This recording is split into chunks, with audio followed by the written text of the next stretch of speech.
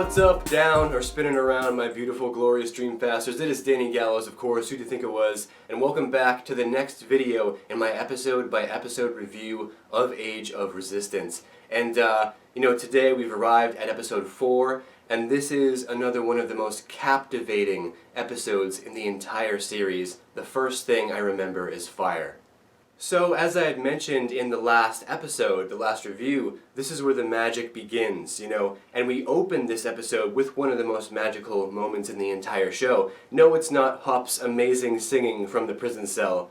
Oh, that's pretty good, isn't it? It is great. But no, it is Deet's epic rescue of Hop. And I love this scene. It's one of the coolest scenes in the entire show, how she dresses herself up in the moss and she eats the glow moss to make her skin glow blue, and she's basically playing a monster, going in and rescuing Hop. And it's one of the moments that really makes Deet one of your favorite characters, at least for me anyway, because not only is she magical, but it also displays her creativity and her imagination, which is one of the most important aspects about her character, and it really sets her apart from everything else and everybody else, is that creativity and that imagination. And spending your life underground, under a rock I guess you could say, has its benefits. And then, of course, we arrive at the scene that everybody has been waiting for since the end of episode 3, which is Brea entering this secret chamber under her mother's throne. And I guess not that much time has passed, especially if you're binge-watching the show, but still, this is the moment that everybody was waiting for. And I've always loved this scene so much because it reminds me of other scenes from other great fantasy properties, like for example in Lord of the Rings when they enter the mines of Moria, and there is this sense of grandeur and scale, right?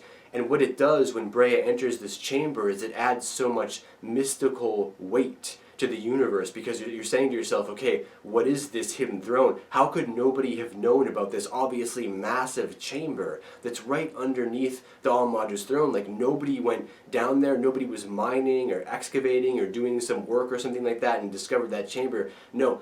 This is a huge aspect of the world that we're discovering. You can feel that this room is ancient, it's very magical, it's very mystical. There's something going on here, and it just drives that mystery, it ignites those fires of mystery in you, and you really want to sit down and start uncovering all these clues with Brea. And what is so particularly great about this moment is that, she knows that the room is some kind of a puzzle, but she falsely assumes that the puzzle wants her to put all the clans in order from highest to lowest, with obviously the Vapor at the top and the Groton at the very bottom, right? The natural order of things.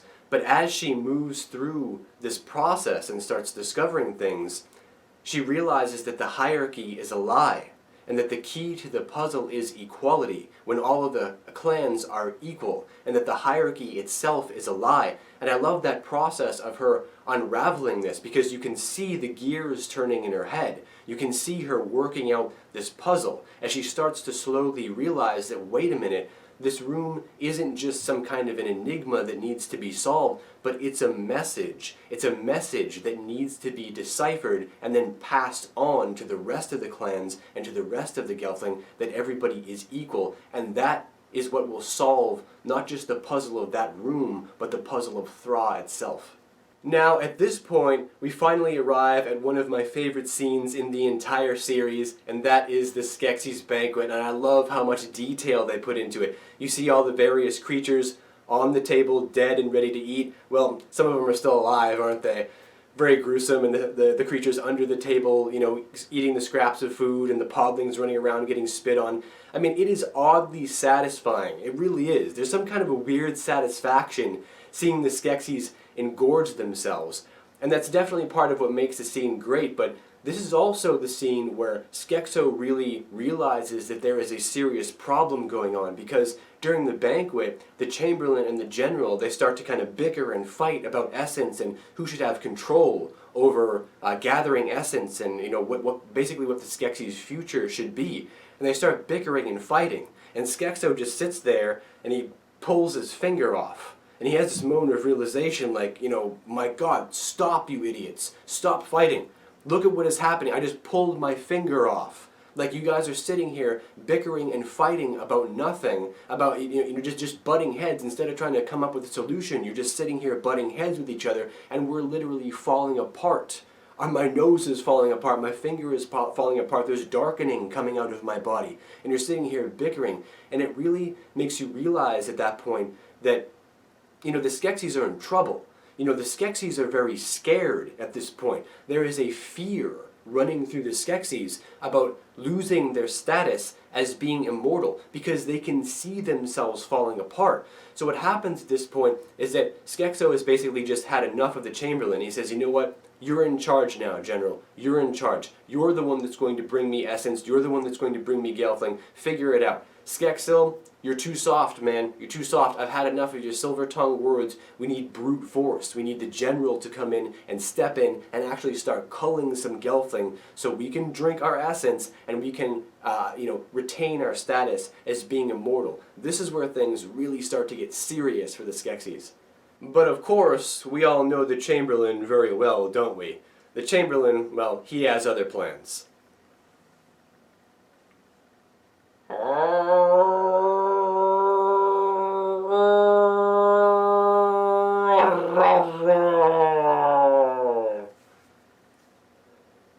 Skekmal horn! That was my Skekmal horn. And after that, we get to return to Aughra. And it's been a while since we've seen Aughra, since episode 3. Now we get to return to see what Aughra is doing. And Aughra has been basically wandering through the woods. Of course, she's searching for the Song of Thra. She's trying to be led by the planet in whatever direction the planet wants to lead her. Trying to search for the Song of Thra again, trying to find answers. And after being led by these mysterious arrows that keep dangerously landing by her head and by her feet and all around her, she's finally led to the sanctuary tree, her old friend, the sanctuary tree, who she hasn't seen in some time.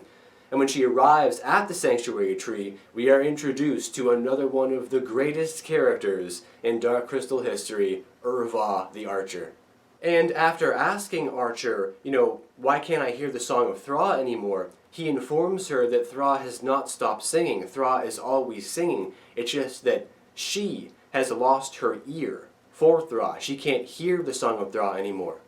So when she asks how she can hear the Song of Thra again, Archer just simply shoots an arrow up into the air and it lands right by the tree. He mysteriously disappears, and of course this is a message that she should just stay right here and listen and try to get in touch with the planet, and she will eventually hear it. And I've always found this scene to be very interesting because, as we all know, Aughra is a living emanation of Thra. She is Thra, basically, right?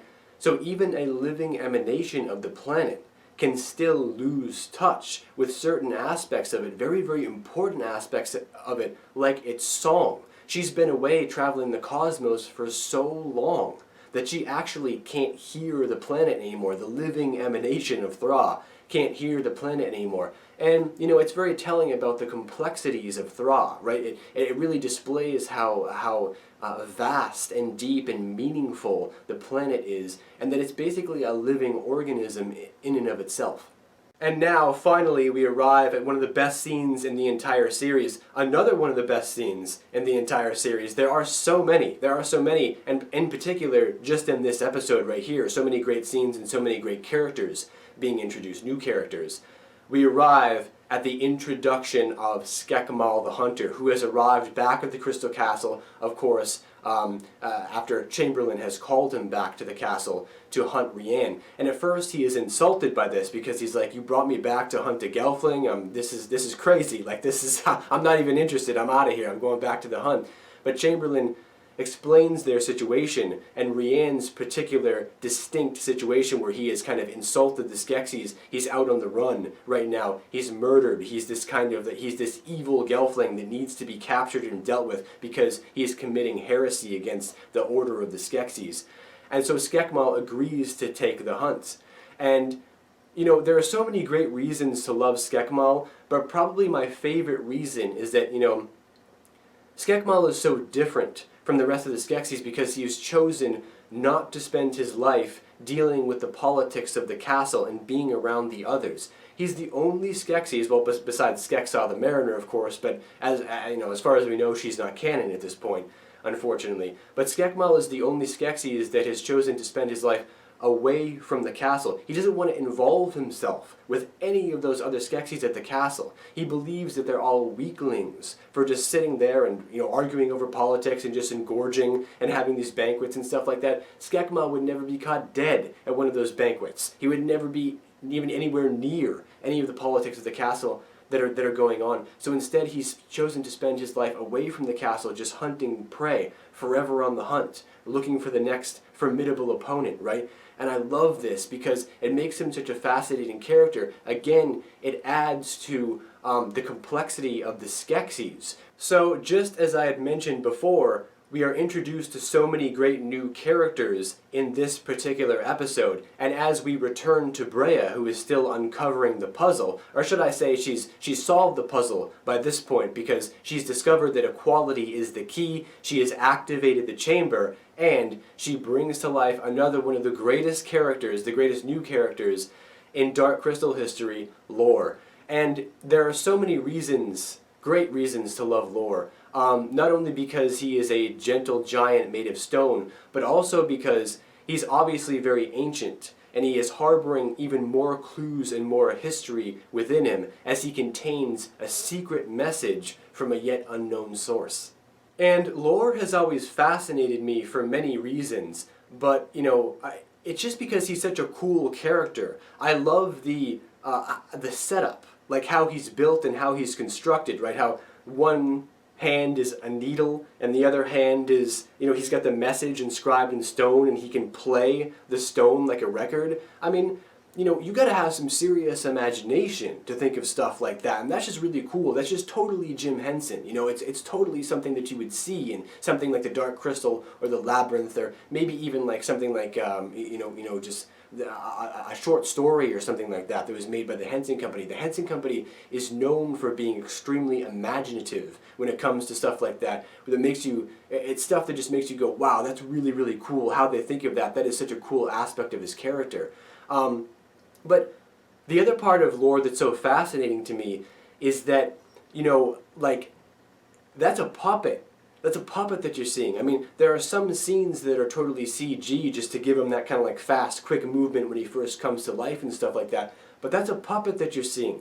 It's hard to believe that that puppet was operated by dudes in blue suits. That's just dudes in blue suits just holding arm bars and doing stuff like that to give him his movement. And not only are there master puppeteers that have really refined this craft, but it also makes Lore more real. Because whenever it's CG, you can tell when something is CG. It's wonky, like your eye just knows it's CG. But because it's guys in blue suits holding arm bars, it gives Lore this very kind of like stilted, kind of robotic movement, and it actually makes it feel like he really is made of stone. He really is just a giant animated pile of stones, and it gives a certain authenticity to his character. And again, that's something that you only see in the Henson universe because they utilize so many practical effects and puppets, and it just makes things more real. But I would have to say, without a doubt, the absolute best scene in the entire show is when Rian, who has been wandering by himself, of course, still at this point, enters the Podling pub. And not only do we get to see an amazing Podling party, we get to see how the Podlings party, and it's a really funny, entertaining scene.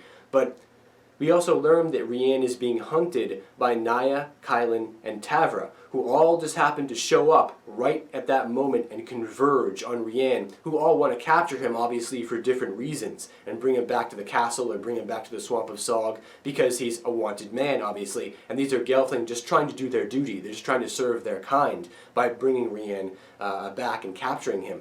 But Rian convinces them all to dream fast with him, and, we need to give a shout out to Kylan in this moment, because Kylan was the one that actually agreed to dream fast with him first and then convinced the others to do the same. So we really need to give thanks to Kylan in this moment, right? And Kylan has this great line, too, one of my favorite lines in the entire show. The Skeksis may rule the land, but they do not rule my heart. And I just love that because it just shows that, some of the Gelfling know what's up, right? Some of the Gelfling know what's going on. The Skeksis may be their lords, right? But they don't make decisions for me. They don't rule over my heart. They don't rule over my mind. I still have a free mind. The Skeksis may rule the land around me, but my mind is still free to make decisions. I can still make my own decisions. And Kylan does exactly that, and in doing so convinces all the others to do the same. And that launches into one of the most amazing sequences in the entire show. Which is, of course, the mystical, magical, powerful moment where they all dream fast together inside the Podling bar, and the blue light is rising from the table, and it's just so you can feel all of this energy emanating from them. And Ordon, his father, walks in and sees them all doing this, and he puts his hand on Rienne's hand, and all the memories come flooding into them, and everybody is seeing the truth. They're seeing the treachery of the Skeksis, and the music crescendos, and tears are falling, and people are shocked and in awe, and just, at the amount of information that they have to take in and receive. And this was the first scene in the show that, legitimately made me cry, because it was just so powerful. It's just such a powerful scene that the Gelfling are just so... they're just such magical creatures, and to be able to do this is a very, very important, meaningful thing. And the most important aspect of the scene being, of course, that their dream fasting left a dream etching in the table in front of them. And this is very telling because dream etchings don't come out of nowhere. This is a clear, distinct message from Thra, and at that point you actually know that, okay, something serious is going on here. That this dream etching in the table means something very, very important is happening or has happened. That this is a sign and a symbol being left for us by Thra to say, continue the path that you're on now. That you guys all need to be together, working together, doing exactly what you're doing right now to be able to uncover this mystery and to be able to fight back and be one again. But alas, as Rienne and his father escape, Skekmal is already there, and he's already hot on their tail, chasing them through the woods. And the ending to this episode is one of the best endings, I think, in the entire series, because we finally get to see the Gelfling fight. And not only do we get to see the Gelfling fight, but we get to see two Gelfling fighting as Skeksis, which is something that, none of us ever thought would ever get to see, because it's like, how does it work? How do two Gelfling fight as Skeksis? It shouldn't work, right? But it does, because they're such skilled warriors. And it makes it even better because it's father and son, it's Rienne and Ordon going up against this super powerful, the most powerful Skeksis in existence. And it's such an awesome, epic, intense action sequence. Skekmal has got them cornered with the gobbles chewing and biting behind them, and Skekmal goes full General Grievous on them with the 4 arms and the 4 swords, and we get this intense, awesome action sequence, which eventually leads to Ordon sacrificing himself for his son as he throws himself at Skekmal, and they go into the gobbles. And it's such a powerful, emotional moment because, Rienne and his father, after having so much, distaste, right, between each other, have finally now reconciled. Now Ordon believes him. Now Ordon, in many ways, is following his son instead of the other way around. They finally reconciled, and now Rienne has to sit there and watch his father not only sacrifice himself, but being eaten alive by gobbles. I mean, it is such a dark, disturbing moment, and it hits on so many different levels emotionally, and it's kind of terrifying, It's so terrifying I literally had to watch Kenan and Kel afterwards to keep myself from having nightmares. But don't worry, Rienne, all is well. Skekmal is alive and healthy, and he's coming back up out of the gobbles, and he's about to take you with him. Good luck, dude! So, as far as what I relearned watching this episode, it's kind of hard to put in words. It's not necessarily something that you can describe, but it's more of a feeling that you get. Like, when this episode ends, you kind of just realize, it's almost like a continuation of the feeling that you have been having since the beginning of the show, that you're watching something very, very different, right? Age of Resistance is different, man. It's different. And not only is it very different in a good way, but this is something that absolutely carries on the legacy of Jim Henson. right, with its craft and its storytelling and its meticulous detail and its imagination and its creativity. And, you know, when that episode ends, right, when that episode just cuts out and ends, it's almost like you realize that you haven't been breathing for the past 5 minutes. You know, the episode ends and you're like, whew, you know, and you take your first breath, you know, in such a long time because you've just been so intensely watching it. And, you know, Age of Resistance, man, it's just pure magic in a million different ways.